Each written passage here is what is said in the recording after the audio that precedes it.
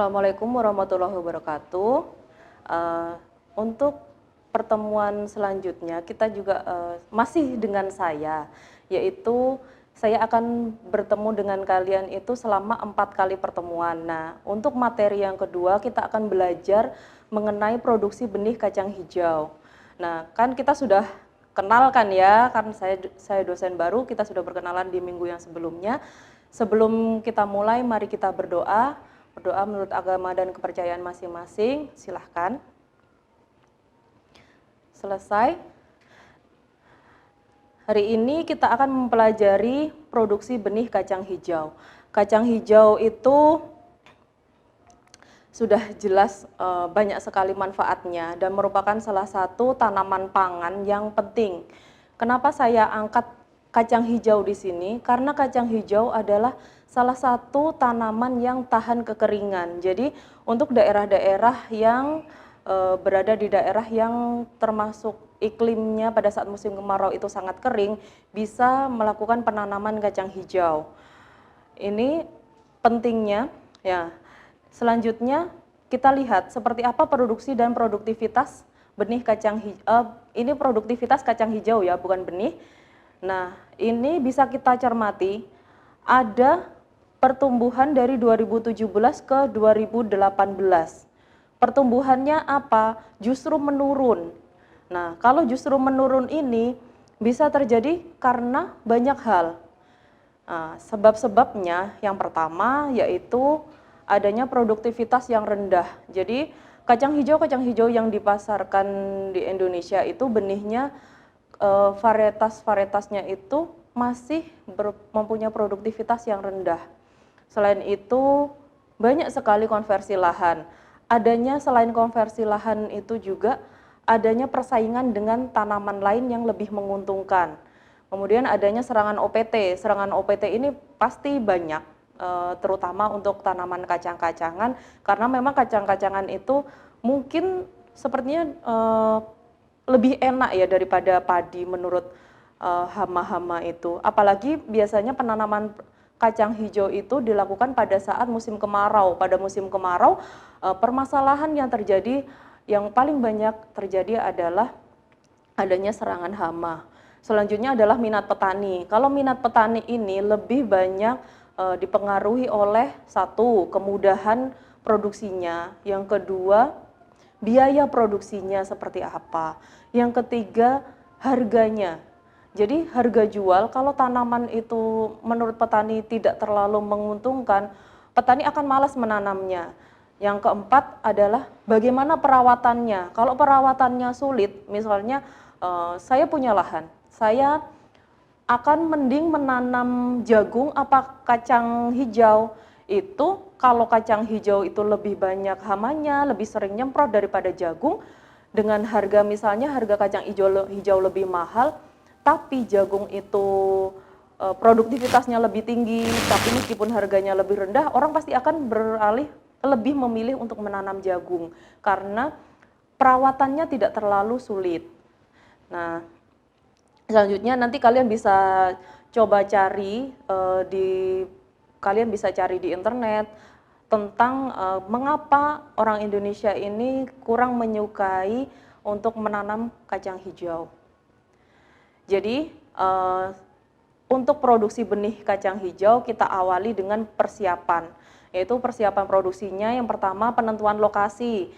Seperti minggu lalu kita bertemu pada kacang tanah. Penentuan lokasi untuk produksi benih itu selalu penting. Yang pertama kita harus melihat lahannya itu ada irigasinya yang irigasi teknis, jadi persediaan airnya itu nanti cukup. Walaupun nantinya akan ditanam untuk daerah-daerah kering, namun produksi benih tidak boleh berada di area yang kekurangan. Jadi sebaiknya pada area yang kondisinya optimum. Yang kedua adalah bukan bekas varietas lain atau bukan bekas kelas benih yang lain. Jadi tidak boleh sebaiknya tidak bekas kacang hijau juga. Ini mengurangi adanya campuran varietas lain. Yang ketiga, sebaiknya bekas komoditas lain atau bera. Nah, kenapa? Karena memudahkan nanti pada saat kita roguing. Selanjutnya adalah kemudahan akses menuju lokasi. Kalau aksesnya sulit, nanti pada saat pemanenan itu juga akan menyusahkan kita sebagai produsen benih. Selanjutnya, ini kita ilustrasikan seperti apa persiapan lahannya. Bisa dengan pertama memotong gulmanya, gulma-gulma bekas, ini lahan bekas padi, jadi bekas-bekas padi, kemudian dibuatkan pengairannya, dibuatkan parit-parit untuk pengairan. Setelah lahan siap, kita juga menyiapkan benih sumber.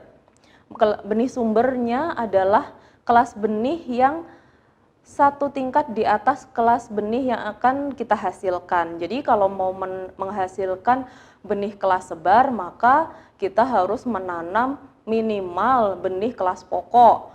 Kalau tidak mendapatkan benih kelas pokok, adanya kelas yang di atasnya, yaitu kelas benih dasar, itu juga tidak apa-apa.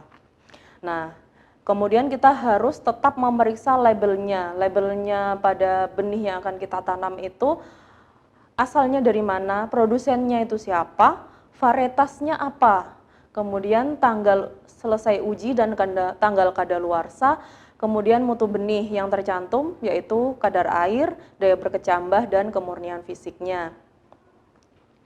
Nah, ini selanjutnya adalah proses produksi benih. Proses produksi benihnya pertama adalah persiapan lahan dan benih, yaitu lahan bekas padi biasanya tidak perlu diolah.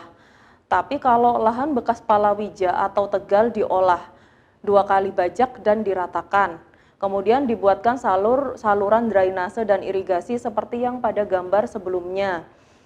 Setiap 3-4 meter dibuatkan saluran irigasi dengan kedalaman 25-30 cm dengan lebar 30 cm.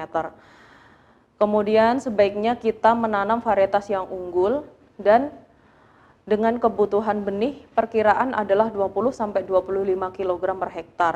Ini perkiraannya tergantung varietas yang ditanam dan tergantung juga jarak tanam yang digunakan. Nah, selanjutnya adalah penanaman. Penanamannya sama dengan penanaman pada kacang tanah, yaitu ditugal dengan kedalaman 2-3 cm, jarak tanam 40 kali 10 cm atau 40 kali 15 cm, dengan jumlah benih adalah 2-3 benih per lubang tanam. Kemudian pada umur 2 minggu disisakan hanya 1 tanaman. Jadi ini jaga-jaga untuk tanamannya mati. Kenapa? Karena kacang hijau itu termasuk benih yang cepat sekali mengalami kemunduran. Jadi yang kita tanam bisa saja hanya 80% tingkat daya tumbuhnya. Jadi kita tanam 2-3 benih per lubang. Nah, penanamannya seperti apa?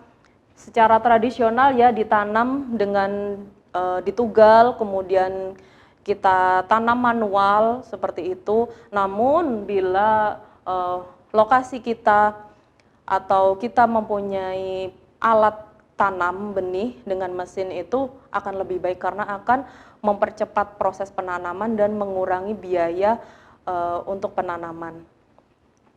Selanjutnya adalah pemupukan. Pupuk yang digunakan pertama adalah urea atau ZA, itu 50 kg per hektar, SP36 75 kg per hektar, dan KCL 100-150 kg per hektar. Atau bisa ditambahkan NPK Ponska 150 kg per hektar. Bagaimana aplikasinya? Yaitu dilakukan pada saat awal penanaman di samping barisan tanaman. Jadi tidak ditebar ke seluruh area penanaman tapi di sampingnya. Apabila kita menggunakan pupuk kandang ayam atau sapi, bisa ditambahkan sejumlah 2,5-5 ton per hektar. Selanjutnya adalah kita melakukan pengendalian gulma. Di sini untuk pengendalian gulma yang paling mudah adalah pada saat penanaman. Setelah penanaman kita menggunakan mulsa jerami dengan dosisnya atau kapasitasnya 5 ton per hektar dihamparkan dengan ketebalan kurang lebih 10 cm. Nah, jadi kalau sudah ada mulsa jerami ini pengendaliannya akan lebih mudah. Jadi gulma-gulma itu akan tertekan pertumbuhannya. Namun bila masih ada gulma yang tumbuh, maka kita perlu melakukan penyiangan terutama pada saat fase vegetatif. Nah, penyiangan manual dilakukan pada umur 10 sampai 14 hari setelah tanam dan 21 sampai 28 hari setelah tanam. Kenapa dilakukan pada saat fase ini? Karena tanaman kanopinya belum menutupi tanah. Jadi gulma masih bisa bersaing dengan tanaman yang kita tanam. Kemudian penyiangan kedua itu diikuti dengan penggemburan tanah. Selanjutnya, penyiangan setelah tanaman berbunga dilakukan dengan pemotongan gulmanya saja. Jadi tidak perlu dicabut, takutnya akan merusak tanaman kita kalau gulmanya itu tumbuh pada dekat perakaran tanaman kita. Selanjutnya adalah kita melakukan pengairan. Pengairannya itu harus menentukan fase kritis. Kita harus melihat fase kritisnya. Yang pertama pada saat awal pertumbuhan, yaitu berkaitan dengan awal-awal tanaman itu tumbuh dan di situ masih bisa kalau tanaman itu bersaing dengan gulma bisa terjadi hambatan karena pertumbuhan gulma itu bisa 2 kali atau 3 kali lebih cepat daripada tanaman budidaya kita. Kemudian pada saat fase berbunga yaitu 30 sampai 35 hari setelah tanam dan pada saat pengisian polong yaitu 40 sampai 45 hari setelah tanam.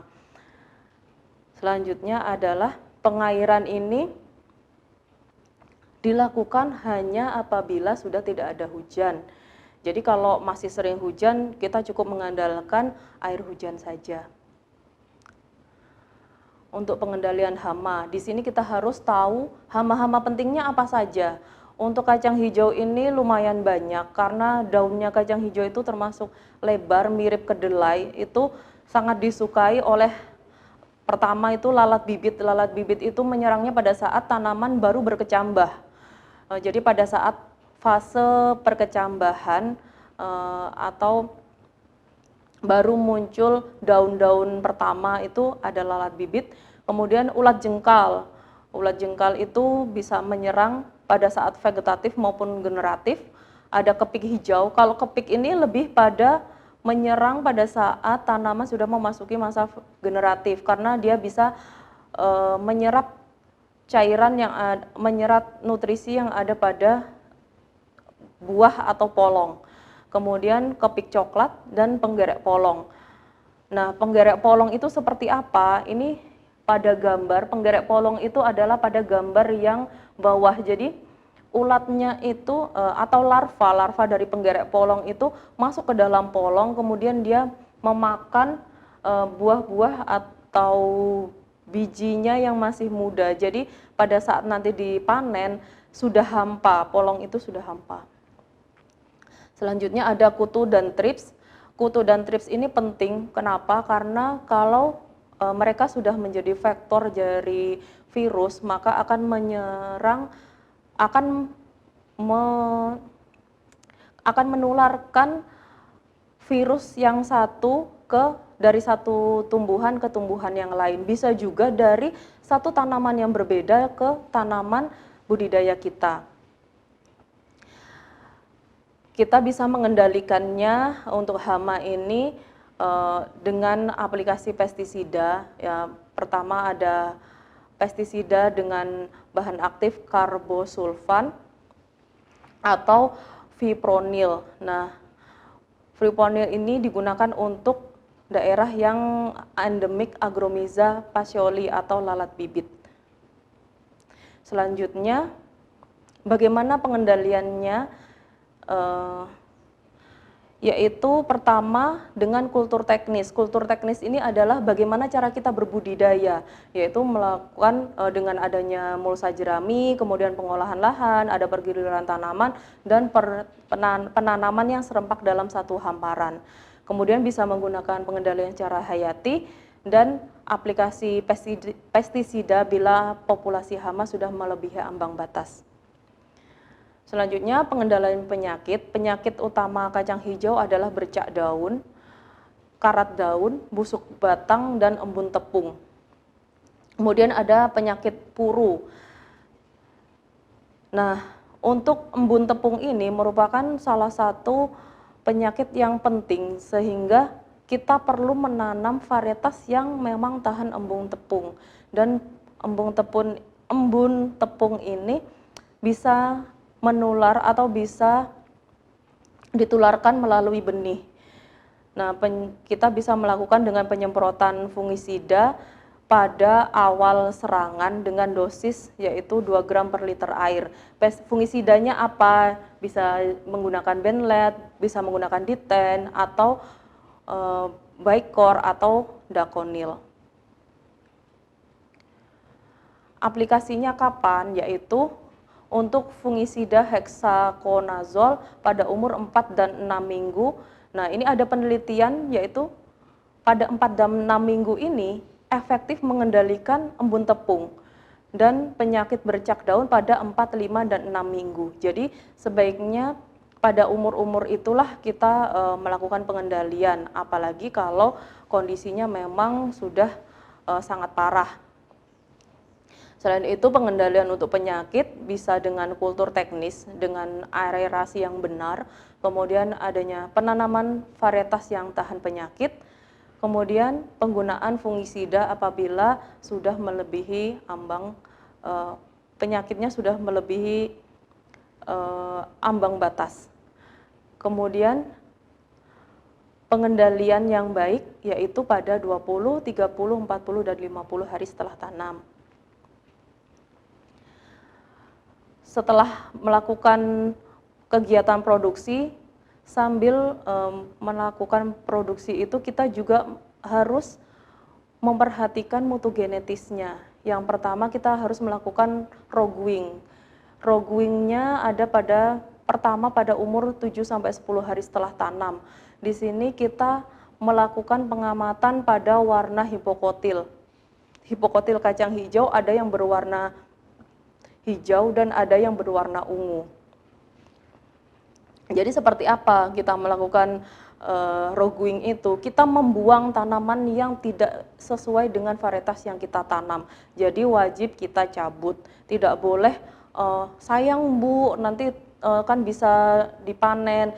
Nah, kalau kalian masih mikir yang seperti itu, kalian tidak bisa menjadi seorang produsen benih. Jadi harus diutamakan untuk mutu genetik ini. Di sini bisa kita lihat contoh seperti apa hipokotil yang berwarna hijau dan hipokotil yang berwarna ungu. Itu jelas sekali pada saat awal penanaman. Jadi pada saat tanaman baru berkecambah, baru tumbuh, itu terlihat. Kalau ada yang berbeda dalam satu lubang tanam, segera dicabut.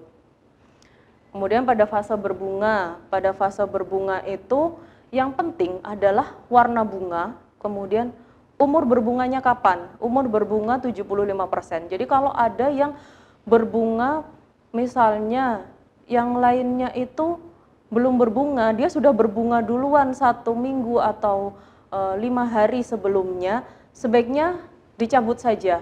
Bisa jadi dia adalah tanaman dengan varietas lain yang memiliki ciri-ciri vegetatif yang sama, misalnya sama-sama berhipokotil ungu tapi dia punya waktu pembungaan yang berbeda.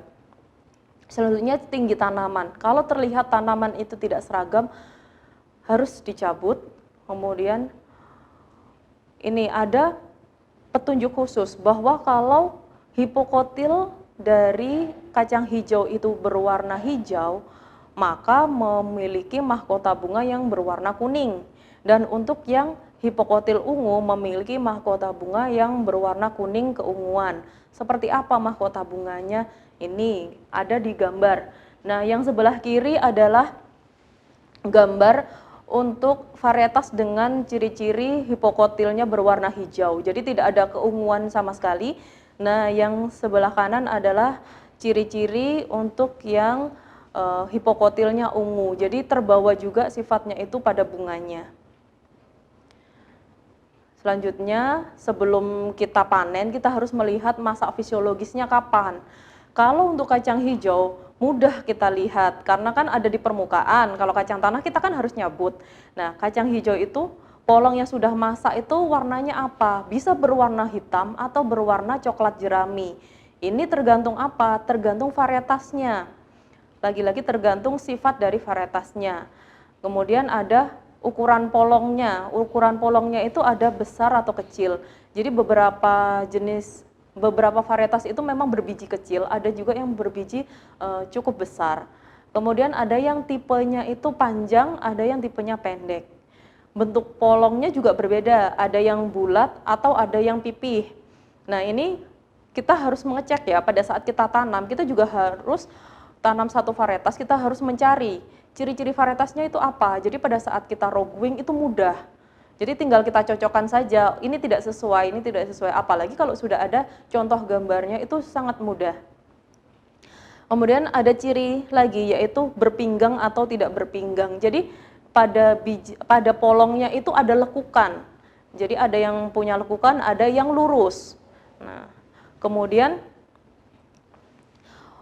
kita juga bisa melihat dari keterangan varietas itu kapan umur polong itu masak dan tinggi tanaman saat polong masak itu kira-kira berapa. Jadi kalau berbeda kita roguing juga. Nah, ini selanjutnya untuk polong ada kedudukan polong pada tandan. Ada yang kedudukannya tegak, ada yang kedudukannya menjuntai. Nah, ini tipe pertumbuhan tanamannya, ada yang determinate, yaitu pembungaannya berhenti setelah terbentuk polong. Ada yang indeterminate, yaitu dia berbunga terus. Jadi menghasilkan, meskipun sudah berpolong, menghasilkan polong, akan tumbuh lagi dan berkembang lagi bunga, akan mekar lagi untuk membentuk polong yang baru. Seperti apa kedudukan polong yang tegak? Ini ada polong yang tegak itu tegak lurus ya, yang untuk menjuntai itu dia menjuntai ke tanah seperti itu. Posisinya bisa kita lihat itu berbeda. Itu adalah ciri-ciri dari varietas. Selanjutnya, kalau sudah masa fisiologis kita memanen. Pemanenannya itu pada saat 95% polong masak.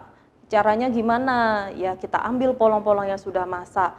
Jadi ada beberapa varietas itu yang masak serempak, ada yang masaknya bertahap.